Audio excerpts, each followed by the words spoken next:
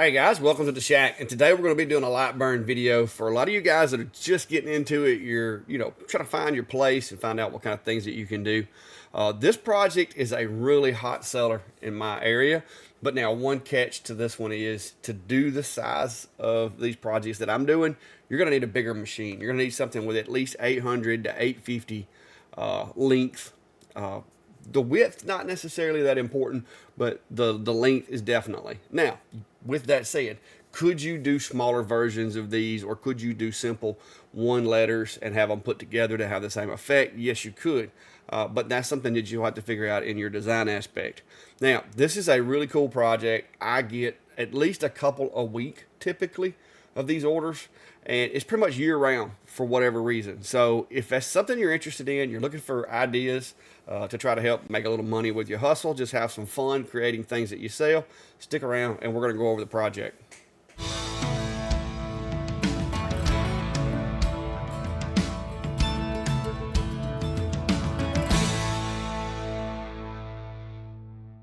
All right, guys, so for this project, one of the things that you're going to want to do is, first of all, you got to make sure that you know where the market is in your area. I can almost assure you the popularity of these things, both on Etsy, online, and in my area, there's going to be a desire for them. There's going to be a need for them.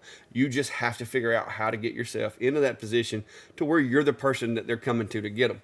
Now, me personally, I got lucky. I landed a connection with a party planner and got into making these for graduations and weddings and stuff like that. And then word just spread through the community like wildfire. And so now anytime anybody goes on any social media site or whatever and says, hey, I want one of these letters, these names to put in my, and here's the applications for these things, guys. You got senior photos, you got weddings, you got any kind of memorable thing. You got baseball teams when they do their team picks. You've got back to school. You've got there's countless uses for these. And what I typically try to do is I try to take the name, whichever name that the parent wants, and I stretch it as big as I can to get it to fill up the space of the X40 atom stack is what I'm currently using to do these things. And I sell them anywhere from $25 to $35, depending on how much paint they want on them, what colors, that kind of thing. The typical colors are going to be, of course, the black, white. I've got gold sparkles, silver sparkles, and then I've got gold with just like a clear coat with sparkles, or white with a clear coat with sparkles. Those are the big sellers. Now, there are such things also as like glow in the dark spray paint. Those are some things that you're going to want to incorporate into it, because if you're selling it for grandparents to get for their grandkids to put in their room to decorate or whatever, the glow in the dark paint just adds an extra level of wow to it, and so that sometimes can get you a little bit better price. What I want to do is basically go over some of the little pitfalls that you're going to run into and show you how I go about designing these files so that it's one continuous name. And the reason is, guys, I've got like 4 on order. So I figure while I'm trying to fix these 4, I'll use these 4 projects that I just got ordered to demonstrate to you guys how I go about making them, the whole production all the way out the door, connecting them to the walls, which I've got a secret recipe for how folks can mount these things, and it doesn't mess up the walls, and it's simple, easy, and it can be moved easily without damaging paint. So I'm going to cover all that through the video. So stick around till the end to make sure you get everything, because I'm telling you guys, if you make a couple of these, put them on your social media, get them out there amongst your your small friends area, or if you've got a good following on Facebook, get them out there, and I'm telling you, you will get orders for these, especially around those holidays or those memorable moments times. So let's get down to the software and get started on the build. All right, guys, so this is typically what I'll get in my inbox and my messenger. And like I said, word of mouth has gotten a lot of advertisement in my area. So I've gotten to where I make a lot of these. We're going to pull over into LightBurn and we're going to lay everything out. I'm going to put all of my pertinent information in here, and we're going to get started on this. I'm going to hold off on that download. I never like doing that when I'm working on jobs, because in the event that something were to go wrong with the update, now my jobs are going to be late. So today we're just going to put off that little update to that bug fix that's trying to be pushed out by LightBurn. So the way that this is going to work, she has sent me the name of the two kids or grandkids. She wants them painted white, which is something that we'll have to know here in a little bit. But we have two different names. One of them, and she said that she understood that because he has two names, it will be two charges for this file. And she's cool with it. So this is going to be the names that we're going to be working with. And I like to copy them directly from the text message or messenger or email or whatever and just double check, because there's nothing worse than, especially if it's one of those jobs that you got to have it done on a timeline, there's nothing worse than having it picked up right before timeline and you misspelled it. Not that, that's happened to me too many times, but it may or may not have happened at least once. After that, like I said, I check and double check, and I keep the email or the text message or whatever until it is picked up and taken away. That way, if the person who sent me the order is the one that messed up, because sometimes people are ordering for other people, things get messed up. And that way, refund is not going to be, if they sent me the wrong information, that's on them. We'll negotiate a cheaper price, but we're not going to refund if it's not on me. So we'll do Carsley first. As you can see, like with this font right here, I think that font should be good with that one. It's a girl font. As you can see, there's a few things about this font that for some reason is kind of messed up, but we're going to fix all that. But as you can see, all these letters interconnect. And I will say you can a lot of times use the bold function to thicken lines up. But like with this one, if you see, when I hit bold, all it's really doing is spreading it apart. Not really something that I want. So we're just going to leave that alone. But I'm going to go ahead and stretch. Didn't mean to rock it. I'm going to go ahead and stretch this and make it as big as I can in my workspace. That's generally what I tell people is from end to end, you're going to be looking at around 32 inches with my machine, because the X40, that's about what I can get out of it. So once we get this put together like that, you can see how it looks. Now, I don't like this, and I have a problem with this K sitting here like it is. So what I'm going to do is I'm going to select all of this right here. I'm going to convert it to a path from that text. What that does is that takes it, now when I click on it, instead of it treating it as text and turning on all these little text editors and all that, now it's treating it as a shape. So all this is a bunch of grouped objects at this point. So like this K, because it's not connecting, if I want to select it individually now, I can bring it over and make it touch the other letters. What I typically do is try to space it by eyeball, just get it to where it looks okay. And then I'm going to stop it right there. So now what I'm going to do is I'm going to go over here, click this one, and I'm going to go into Node Editor. And there's some little things that I don't like about the way this is looking. So I'm going to go in here and clean this up a little bit and make it look a little more like what I want to. And if you have one of these, like right here where this one, see how it's got the little bar here, so you can kind of make a smooth turn with it here. But on the other side, it's got this just a hard stop. If you'll hover over top of that and hit S, it will actually transform it to where you can move either side.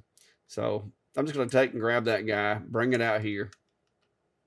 I'm going to try to rearrange some of this stuff. There's actually a few too many of these nodes in here that I don't need. So what I'm doing is basically I'm just trying to round this over a little better.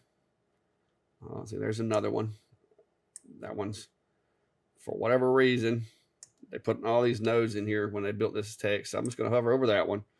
And I'm going to hit S again and make a smooth node. And so that kind of lets it flow a little better. Gets rid of that hump that I had right there. Same thing here. It's going to come out here and kind of round that over a little. Do away with some of this mess. You can actually, let me just go ahead, and we're going to really mess with this one.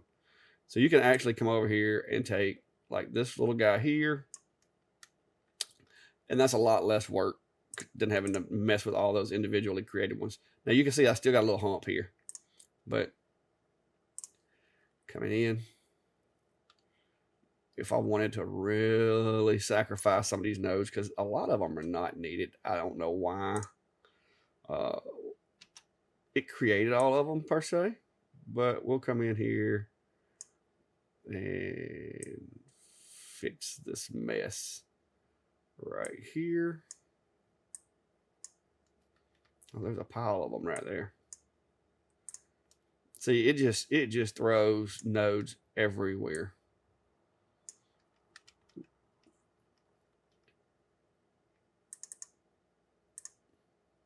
And a lot of people will work in Node Editor in line mode on your display. And I'll go ahead and show you guys that too, because let me take this one out. That one's just being a pain. So when you're working with nodes, you can do this one of two ways. You can go down here to the bottom, and some people say it's easier for them, and you can change this to a line, any one of these lines down here. And then when you go back in the Node Editor, you can see them a little better than you can with the field text. So I've gotten to where I can pick them out pretty good, but sometimes I'll still have to swap over. Another way that you can do this, you don't have to necessarily modify your speed and power settings. You can go up here to Window, and right here where it says Field or Smooth, you can actually go to Wireframe Smooth, and it same effect. So this is probably the easier way if it's not a mixed media type thing. If it's just this, it's just go up here to the window, and like I said, turn that over to wireframe, and that's it's gonna leave the settings the same. It's not gonna change it to a line. It's still gonna be a feel, but it does make the nodes a little easier to see. Me personally, I've gotten used to doing it the other way, so I don't get wrapped around the axle about it. So got that part fixed. Now we've got to do something with this. So this needs to touch over here in order for all of this to be one consistent piece. So I'm gonna go over in here to my node editor, and all I'm gonna do is grab those. We'll get rid of them. And I'm gonna pull this all the way over here just until it intersects with the other one. And I'm gonna do the same thing here. All right. So you could go in here and mess around and combine these shapes or whatever.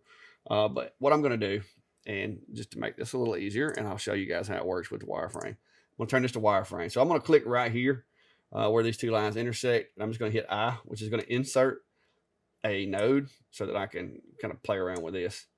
And then I'm just going to go in here, and I'm going to do a little bit. I'm going to do the same thing over here. Come right here, and I'm going to hit I. And then I'm going to hover over that, hit the letter S to make it a smooth node so that I can bend it and make it like that. And kind of play with this one a little bit. All right, so I think that's going to be about where I want it. So we go back over here, go back to window. I'm going to make this back field. And you can see where these two intersect right here.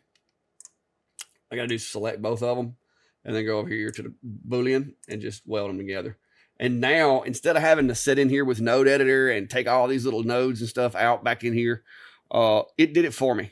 So it makes life a lot easier because now it is going to treat all of this stuff basically. Let me ungroup it because it's going to group it after you do that, by the way. So now if I go over here and I click on that, now it basically took all this extra lines and stuff that was over here. It got rid of it for me. So it's a little bit of a time savings because all I had to do was make sure that these intersection points were close to the way I wanted them. And so now I can come in here and I can play around with these and kind of smooth that back out a little bit if I want and get that to the thickness that I want it to be. And once I do all that, just group everything together, guys. And now I can actually extend it a little bit because I've cleared myself up a little bit of space and get it in the workspace. So there we go. Now this is going to be a cut. So I'm going to put it as a line with this material on my 40 watt. It's going to be running about, we'll run it at 6. This stuff is pre-finished, already polyurethaned 1/4 inch material. So it's a little stubborn. So we're going to go ahead and leave that set to 6 because what I don't like to have happen, and it's okay when it's a little piece that is easy to rerun, it's not going to waste a lot of material, but what I don't want to happen on this is to have something hang up and have little pieces of plywood tear out or whatnot. So, all right, so I got the machine on. I have a piece of my plywood in there, and as you can see by the reflection of my lights, it's very, very glossy. Like I said, it is pre-finished ply. Works really well for me. I just recently started using it, but the one thing that I do like is instead of having to sand it when I get through this burn, all we'll have to do is spray this down with a little rubbing alcohol, and it will clean right up any kind of residue that may be on the working surface or the top surface of this. Will just wipe right off. Look over here in the console. Yes, it has found my machine, so I'm going to hit home. Home the machine. Once I do this, I always like to, even though I know that this is inside the work area, just as a precaution, I always like to frame. Just one, to make sure the material's not raised up and, there's a chance it's going to hit anything. Make sure I've got the material sitting there appropriately. My cameras and my honeycomb, the size of the material I use, typically that's not a problem, but you never know. So it's always better to check. And with this sheet of plywood too, there's no need in me being real close to the edges because I'm wasting all of this. I can use it for little small things, but guys, these things pile up. So a lot of times I give these to the leftovers to my local makers to use because I would have so many of them piled up in the period of a month that I would need another building to keep up with the scraps. So what I usually do is just take and I'll run a line across there, cut the true waste off of this, and give the other part to somebody that's in my area. So we're gonna let that burn. We'll be back in a little bit, guys. All right, so got that one off of the machine, and as you can see, my little cleanup process. I got a little secret. I'm gonna let you know about this coated materials and how I clean it. So stay tuned for that. All right, guys, so fast forward a little bit. I've got the first one off of the machine. I've got the second one started the way that she wanted it on the boys. It's going to be one name, and then this name here is going to go below it. Kind of like, she's gonna be doing the decorating. She's painting the room or whatever. So it's going to be more like this little Granger Cash, like 2 words. So that's where we're going with this next part. Is these letters are going to just be individual letters because that is the way she wants it laid out, and that's the way we're going to do it. So the only thing that I don't like the conflict between the thinner letters and the thicker ones. So I have considered going with something thinner, but looking at the picture that she sent me, I think this is going to be possibly it. But let's peruse through here, because I don't want, even though the picture that she sent me doesn't necessarily show that look, I don't want her to be unhappy with it. So we could go with this one's a little thinner. Take that one and then, yeah, I mean, I could even compress the letters a little bit, because this is another thing, guys. Don't get wrapped around the wheel about, oh, well, the font's this or the font's that. You can actually manipulate these fonts even more once you put them in the software. You can compress them or whatever. I actually think I like this one compressed a little better. That way it'll be a little thinner. It closer matches the font there. So I think that's what we're going to go with. So I'm going to go ahead and I'm going to transfer that, convert that over to a path. And the reason I'm converting it over to a path, guys, is because what I'm going to end up having to do to try to minimize my own waste is I'm going to take these letters now and I'm going to put them in here and on the other piece that came with the other part of the design. And I'm going to get these guys in here to where I can cut them out of the scraps. So that way I can save myself a little material on this job. So we're going to set this one, and we'll go ahead and set these to a tool line just for now. It's not gonna send these until this other job's complete, but we'll just set them to a tool line just to keep the confusion down. But being able to take and use this scrap material is going to save me a little bit of money on material, because otherwise this would probably end up getting thrown out, because like I said, I generate so much of this stuff, I can't keep it all. So putting these on here and just going ahead and cutting them out of this material is definitely going to be a win for me. So we'll go ahead and put those on there. Once this other burn finishes, we'll take them out and we'll take it, and basically I'm going to convert these two. I'm going to change one into a tool line, the other into a cut, and cut those before we pull everything out of the machine. So All right. All right, guys, as you can see, it's wrapping up on those last few cuts over in the enclosure. And once again, in case you missed it earlier, that is my Atom Stack X40 Max. It's a rather large machine, but I like it, especially for jobs like this, because these are one of those things that if you have a traditional small square machine, you can't do. But with the work area of the X40 Max, it makes these things possible for me. And like I said, just today, with these 3 signs that we're making right here, you're looking at $90. So, and it's not that much work. It's a lot of waiting on the machine to finish, waiting on paint to dry, that kind of stuff. So not that big a deal. I think these, like I said, it's a decent little side hustle for your laser to keep you busy. And like I said, 2 or 3 of these a week. I've got these 3 here that I've got to do, and I've got one more also that I got to do. That the other one that I have to do is going to be one of the backdrop ones. But we'll run through it as far as the design process a little bit here in just a minute. But we're going to get this off the machine and move over and just show you my little spray setup. It's nothing special. I use 2X Rust-Oleum paint.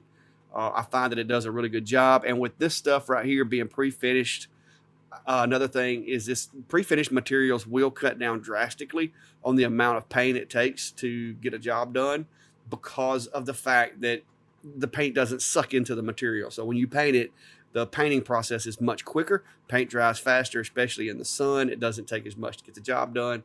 The only downside to using pre-finished materials that I will tell you about is you got to make sure when you're gluing, do a little bit of sanding to some of them. But with these, the backs are not finished, so glue sticks really well to the backs. It's just the face. So if you're doing a layered design, you may need to pay attention to just make sure you use a really strong glue, or possibly scuff it up and sand it to get a little bit better grip. So let's.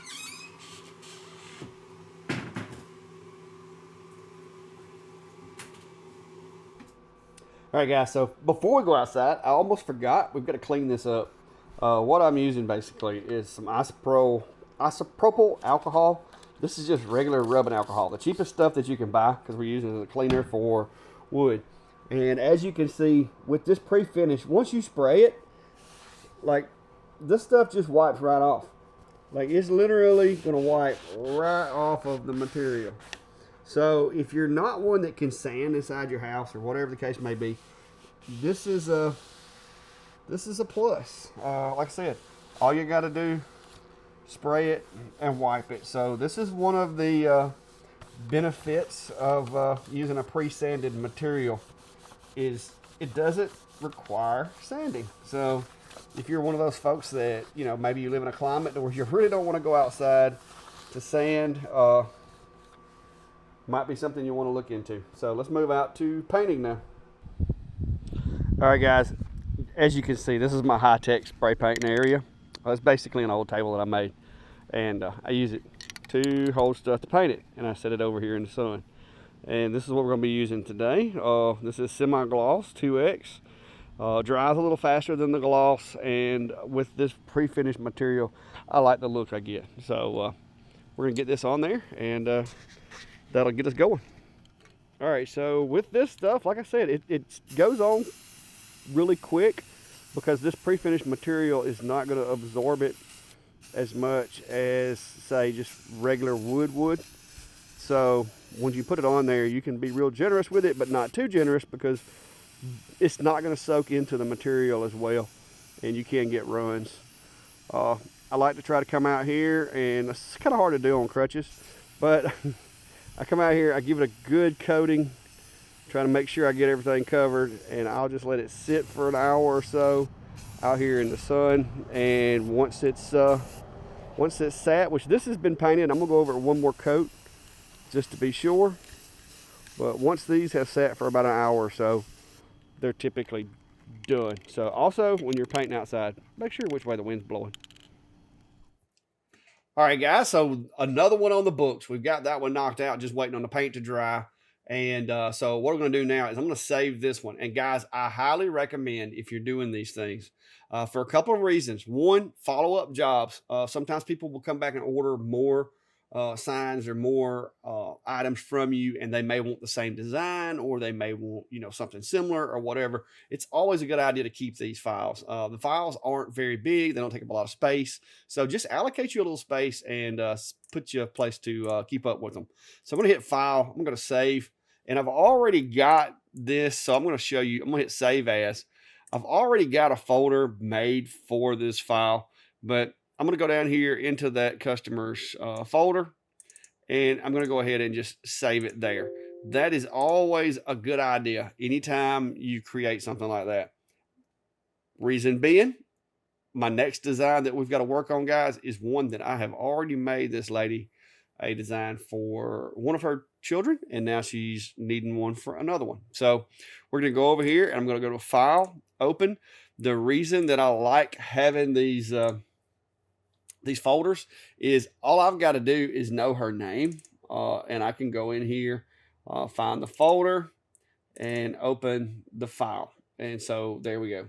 So this is the one that I had done before for her. This is the actual sign itself. This is the burn file. And I don't currently have the names that she wants on this, so I can't really go forward with it. But the way that I do it, guys, I'll just kind of demonstrate the way that to do it. If you see here, I could simply I can copy these two little pieces here. I can go in here and duplicate those without disturbing the one that I've already made. And what I'll do just to do that is I'll shrink this down, because it doesn't need to be the size that it was when I burn it. And I can go over, and let's say whatever that name is, I can now take, and all I've got to do is position these the way that I want them to be in the next design. And then I can go in here and edit the name. Once I do that, the way that I make these is, what I'll do is I'll take and I'll select all of this text, and I just use the offset tool. And so you can see here at 5 millimeters offset outward, I'm going to do outer shapes only. You just sit here and you can just bump this little button up until you get the look that you want. If you wanted it like this, or if you want to go a little bit more bubble, you can also round the edges over on it right here. You can do the beveled edges, which I'm going to be honest with you, there's not a lot of difference other than you get those little sharp corners. I like rounded personally. So you can do rounded edges, and you can just go up here and inflate this till you get the look that you want. I try not to go too big with it. I like to stay just a little bigger than the actual object, but you want to get rid of like this little line right here. I want to get rid of that. So I'm going to go up a little more to about right there. Now, once you do that, oops, somehow or another, someone forgot to turn off delete objects. So we're going to try that again. All right. So once you do that, now you can even go in here, like these little tiny cuts that are in there. If you'll ungroup this, you can go in and delete these little unnecessary areas that it's trying to cut out like that, and get rid of those. And that'll give you this look here. So what that does is, when you cut this out, one thing that I would recommend is change your text. You can just change it over to a line, and that way it shows you where the letters go when you start gluing this thing up. If you're really concerned with the way that it is going to burn, and you want to make sure that your lines aren't exposed that you use to align everything, you can actually build in an offset in this layer right here. You can go over to cuts and layers, and you can build do a kerf offset basically to accommodate, to try to push those lines further underneath the letters. But I like for them to be right there under the edge. They've never been noticeable, because I'm going to go over this thing with clear coat after everything is put together anyway. And if you get it lined up properly, nobody's ever going to notice if the edge of one of these little lines is peeking out at you a little bit, because I have tried using a kerf offset to push my alignment lines in a little bit, but then they're useless. You might as well not even have them. One other way that you can do these to keep them aligned is, when you get ready to cut out the letters, do a double cut. Cut out the letters as well as the background in the same pass. And stay with me here, guys. Cut out the letters and this little background right here in the same pass. Reason you're doing that is because what you're going to end up with is your second piece, your back is going to basically be just this piece here. So follow me here. Pay attention. This will benefit you. So you're going to have your letters just like this. You'll have your letters here, but this is going to be your background piece. So, and I'll try to make this where it kind of makes sense to you. So what you're going to do is when you're getting ready to line everything up on your background piece right here, you're going to take both of these pieces and you're going to put them aligned like that, but you're only going to glue the black letters. Okay. You're going to basically use this extra background with the letter holes cut out of it as a stencil for placing the letters. And you put those letters in those little pockets that they fell out of. So basically, once you paint your letters and let them dry, you're just going to take this other piece right here because you're going to have two of them. So you're going to take the background and you're going to take this one without the letters, this little guy without the letters, and you're going to put them together like that. You're going to lay them on top of each other and then use some clips around the edges to hold them in place. And then all you got to do once you do that is you take your letters wherever those holes are, you'll take your letters and snap them in. And hang on, we'll show you. We'll show you right here, guys. So I'm going to go ahead and group those, change everything to. So what you're going to do is when you take this is going to be a piece of wood and you're going to lay it on top of that one. All right, you're going to get everything lined up. So now that you've got everything lined up, all these letters that you have here, all you've got to do is put glue on the back of them, use this other piece here to align them and snap them in there. That's how I make these. And that's how, if you look, the letters are lined up appropriately. Actually, let me get a better image of that. So if you look, all of the letters, you can't see anywhere my alignment is, but that's how I made that one. Yes, you're going to waste a little bit of material by cutting this second piece of background out right here to use to align those. But if you don't want to fumble around with trying to line everything up with these little marks that are on the material, then doing the outline shape, clipping it on there, and then using it as a template to hold these things in place until they dry is a very, very effective way of doing it. So I'm still waiting on the names for this one to get back with me, for the lady to get back with me. But because I was doing a video on these, and I just thought I would include this design as well, because this is a really cool one, because especially if you have the letters like this that aren't all in one piece, like they're not interconnected, this is a good alternative. And you can do the multiple colors because, like I said, with the browns, and you could add red, white, and blue. You could do green, yellow, pink, whatever you wanted to do with these colors. This is just a stain with a darker stain and then some white spray paint on that. So you can mix and match your colors. The cool thing about it is with this is when the customer gets it and they go to put it on the wall, there's no worrying about whether the letters are aligned or not. They simply take and put some command strips. The refills for command strips is what I recommend people to use. You take those, peel them off, put them on here anywhere you want. And then stick it to the wall. When you get ready to remove it, all you got to do is grab that little tab of the command strip, pull it, and it will release. And so it's no fuss, no mess, and you can make this stick flush to the wall and not have to worry about it falling off there. All right, guys, apologize for the lack of the different camera angles. I had to use my little portable camera here from DJI and the computer to do this video. Still recovering from the surgery, but I had this project that I had to work on today and get everything moving. And so I thought I'd share it with you guys, and maybe you can get out and get some of these things out there. Get the word out. I'm telling you, they're pretty handy. It never fails that when other jobs kind of slow down for me, these things will pick up, and they provide me a little bit of money every week to kind of help out. It keeps, pay for the haircuts and stuff. And I hope this project idea helps you out. If it did, drop a comment down below. If you make some of these and find that you're selling them, be sure to go over to Laser Engraver community page, which is the group that Steve and I started for our Sunday Night Live show, and throw some pictures out there. Let me know your success stories. Share with other people about how you stepped out on a limb and made those things and started selling them, and now you got a little money coming in.